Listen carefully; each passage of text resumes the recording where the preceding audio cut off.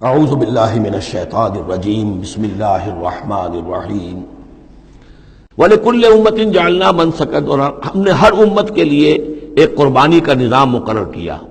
لِيَذْكُرُوا اسْمَ اللَّهِ عَلَىٰ مَا رَزَقَهُم مِّن بَهِيمَةِ الْأَنْعَامِ، تاکہ وہ اللہ کا نام لیا کریں ان مویشیوں پر کہ جو ہم نے انہیں عطا فرمائے ہیں۔ فَإِلَٰهُكُمْ إِلَٰهٌ وَاحِدٌ، تو جان لو تمہارا الہ ایک ہی اللہ ہے، واحد۔ فَلَهُ أَسْلِمُوا، اس کے سامنے سر تسلیم خم کرو، اس کی اطاعت قبول کرو۔ یعنی یہ ایسا نہ ہو کہ بس قربانی تو ہو رہی ہے، باقی سب حرام خوریاں ہو رہی ہیں، 10-10 ہزار 20-20 ہزار کا جانور لے کر اور اس کے فوٹو کھنچوا کر اخبارات میں شائع کیے جا رہے ہیں، ہے سارا حرام خوری کا نتیجہ۔ تو یہ تو کوئی قربانی نہیں ہے، یہ اللہ تعالیٰ کے ہاں قبول نہیں ہے، چاہے وہ 1 لاکھ کا جانور ہو، لیکن ہو اسلام کے ساتھ۔ فَلَهُ أَسْلِمُوا، اس کی اطاعت تو قبول کرو، اس کے حلال اور حرام کے پابند تو ہو، اس کے حرام کردہ چیزوں میں منہ نہ مارو۔ وَبَشِّرِ الْمُخْبِتِينَ، اور اے نبی بشارت دے دیجئے مخبتین کو، اخبات کہتے ہیں جو اپنے آپ کو پست کر لیں اللہ کے سامنے، تواضع اور عاجزی اختیار کرنے والے۔ الَّذِينَ إِذَا ذُكِرَ اللَّهُ وَجِلَتْ قُلُوبُهُمْ، یہ جو سورہ انفال کے شروع میں الفاظ آئے تھے اس سے ملتے جلتے الفاظ ہیں۔ وہ کون لوگ ہیں؟ وہ لوگ مخبتین کہ جب اللہ کا ذکر کیا جائے تو ان کے دل لرز اٹھتے ہیں، کانپ اٹھتے ہیں۔ وَالصَّابِرِينَ عَلَىٰ مَا أَصَابَهُمْ، اور جو بھی کوئی تکلیف ان پر آئے، کوئی مصیبت آئے، کوئی ناگوار صورتحال درپیش ہو جائے تو اس پر صبر کرنے والے۔ والمقیم الصلاۃ، اور نماز کے قائم کرنے والے۔ ومما رزقناہم ينفقون، اور جو کچھ ہم نے ان کو دیا ہے اس میں سے ہمارے لیے خرچ کرنے والے، ہماری رضا جوئی کے لیے، ہمارے دین کے لیے یا محتاجوں کے لیے انفاق کرنے والے۔ اللہم ربنا اجعلنا منہم والبدن جعلناها لکم من شعائر اللہ، اور یہ جو قربانی کے جانور خاص طور پر اونٹ ہیں، ان کو ہم نے تمہارے لیے ان کو بھی شاعر بنا دیا، یہ بھی اللہ کے شاعر میں سے ہے، اس لیے کہ یہ اونٹ جو ہے ابھی اللہ کے نام پر قربان کیے جا رہے ہیں۔ لکم فیہا خیر، تمہارے لیے ان میں خیر ہے، بھلائی ہے۔ ظاہر بات ہے کہ ان کا بھی گوشت تم کھا سکو گے اور غریبوں کو کھلا سکو گے، لیکن یہ کہ ہیں وہ شاعر اللہ، اس لیے کہ وہ نامزد ہو چکے ہیں بیت اللہ کے لیے، اللہ کے لیے کہ یہ قربانی کے جانور ہے کہ جن کو قربان کیا جانا ہے بیت اللہ کے قریب۔ فاذکروا اسم اللہ علیہا صواف، تو ان پر نام لیا کرو اللہ کا، ان کو کھڑا کر کے سیدھا، صواف صفے باندھ کر، قطار باندھ کر۔ یہ جو نقشہ ہے یہ خاص طور پر جو حجۃ الوداع میں حضور نے جو قربانی دی ہے تو 63 آپ نے اونٹ اپنے ہاتھ سے نہر فرمائے،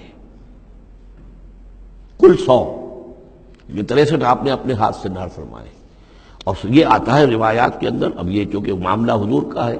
اور اس میں ہمیں کسی شک و شبے کی گنجائش نہیں ہے کہ اب کھڑے ہوئے ہیں قطار میں، اور ایک اب نہر کرنے کا طریقہ بھی ہوتا ہے، برچھا مارا جاتا ہے اونٹ کی یہاں گردن میں، اس کو گرا کر ذبح کرنا آسان کام نہیں ہے، کھڑے ہوئے اونٹ کو برچھا لگایا جاتا ہے، یہاں اس کی جو بڑی وینز ہے خون کا فوارہ چھوٹتا ہے، جب خون بہت زیادہ بہہ جاتا ہے پھر وہ گرتا ہے ایک طرف، ایک پہلو کے اوپر، تو پھر اس کا معاملہ جو ذبح کرنے کا ہوتا ہے۔ تو حضور جیسے برچھا مارتے تھے اور اس کے بعد پھر اگلا اونٹ اپنی گردن خود آگے کرتا تھا۔ نہ شبد نصیب دشمن کے شبد ہلاک تیغت، سر دوستاں سلامت کی تو خنجر آزمائی، گویا کہ ان کے لیے خود ایک اعزاز اللہ نے شعور دیا ہے۔ وہ تو جو ایک سوکھی ہوئی لکڑی تھی جس کا سہارا لے کر حضور صلی اللہ علیہ وسلم وہ آپ خطبہ دیا کرتے تھے جمعے کا، پھر جب ممبر بنا دیا گیا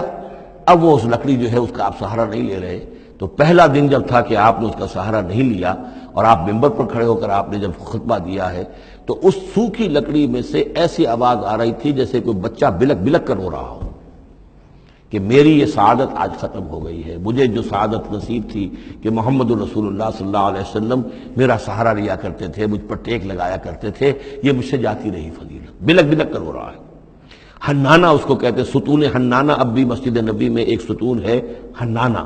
حنین کہتے ہی اس کو ہے کہ جس میں رقت ہو، بچہ رو رہا ہو، بلک رہا ہو تو یہ حنین ہے، تو حنانہ ہے وہ۔ اور اس کے لیے یہ نوٹ کر دیجیے، کہا ہے مولانا روم نے، فلسفی کو منکر حنانہ است، از حواس انبیاء بیگانہ است۔ پہلے فلسفی ہوتے تھے، آج سائنسدان جو انکار کرے گا کیسے ہو سکتا ہے سوکھی لکڑی میں سے بچوں کے رونے کی آواز آئے، کیسے مان لیں گے ہم؟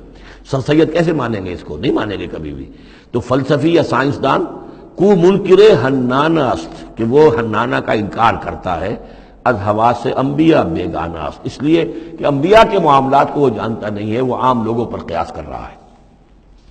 فاذکروا اسم اللہ علیہا صواف، تو لو اللہ کا نام ان پر ان کو نہر کرنے کے لیے انہیں صفوں میں کھڑا کر کے فیضا وجبت جنوبها، جب ان کے پہلو زمین پر ٹک جائیں، جب خون اتنا بہہ جاتا ہے، کمزور ہو جاتا ہے تو پھر وہ ایک طرف کو اپنی کروٹ کے بل زمین کے اوپر پڑ جاتا ہے۔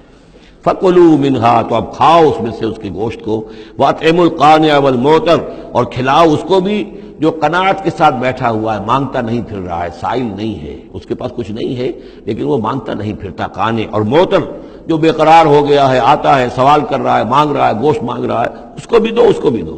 كَذَلِكَ سَخَّرْنَاهَا لَكُمْ لَعَلَّكُمْ تَشْكُرُونَ، اسی طرح تو ہم نے اتنے بڑے جانور کو تمہارے لیے مسخر کر دیا ہے،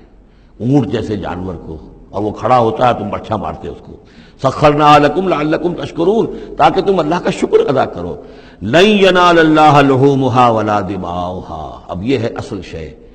اللہ تک نہ ان کے گوشت پہنچتے ہیں نہ خون پہنچتا ہے، ولکن ینالہ التقوی منکم، ہاں اگر پہنچتا ہے اس تک تو تقوی اگر ہے تمہارے اندر تو اللہ تک پہنچ جائے گا۔ یعنی یہ کہ ایک یہ رسومات ہے، ظاہری شکل ہے،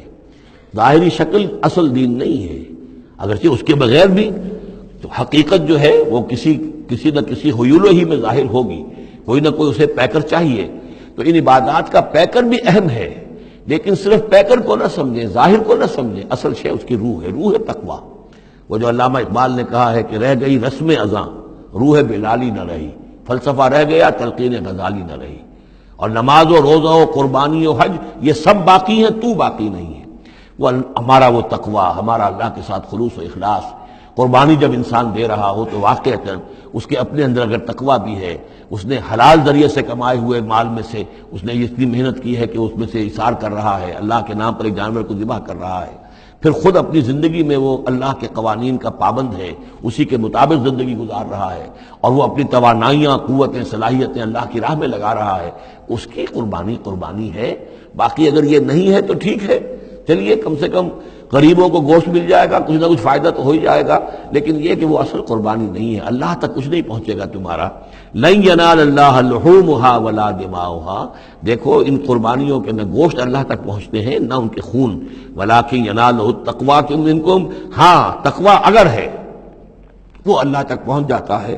کذالک سخرھا لکم لتکبروا اللہ علی ما ھداکم، اسی طرح اللہ تعالیٰ نے اسے تمہارے لیے مسخر کر دیا ہے، لتکبروا اللہ علی ما ھداکم، تاکہ تم اللہ کی تکبیر کیا کرو اس ہدایت پر جو اس نے تمہیں دی ہے۔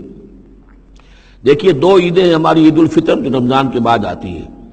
ایک عید الاضحیٰ ہے جو حج کے ساتھ منسلک ہے۔ وہاں بھی ہم نے رمضان مبارک کے بارے میں جو آیات آئی ہیں سورہ بقرہ کے 23 رکوع میں، وہاں بھی لتکبروا اللہ علی ما ھداکم ولعلکم تشکرون۔ شہر رمضان الذی انزل فیہ القرآن ھدی للناس وبینات من الھدی والفرقان فمن شہد منکم الشہر فلیصمہ ومن کان مریضا او علی سفر فعدۃ من ایام اخر یرید اللہ بکم الیسر ولا یرید بکم العسر ولتکملوا العدۃ ولتکبروا اللہ علی ما ھداکم ولعلکم تشکرون۔ وہی الفاظ یہاں ہیں، لتکبروا اللہ علی ما ھداکم، تاکہ تم تکبیر کرو، اللہ کی تکبیر کرو۔ اسی لیے عیدین کے لیے جاتے آتے ہوئے تکبیر، اور اس کو بھی بڑا بلند آواز سے، جاتے آتے راستہ بدلنا، پھر نماز جو دوگانہ ہے عید کی اس میں اضافی تکبیرات ہیں، لتکبروا اللہ علی ما ھداکم ولعلکم تشکرون پر تو وہ آیت ختم ہوئی ہے، وبشر المحسنین، اور اے نبی ان لوگوں کو آپ بشارت دے دیجئے جو اسلام اور ایمان اور تقوی کی منزلیں طے کرتے ہوئے درجہ احسان تک پہنچنے کی کوشش کرتے ہیں اور پہنچ جاتے ہیں۔ اللہم ربنا اجعلنا منہم، اللہم ربنا اجعلنا منہم۔ صدق اللہ العظیم۔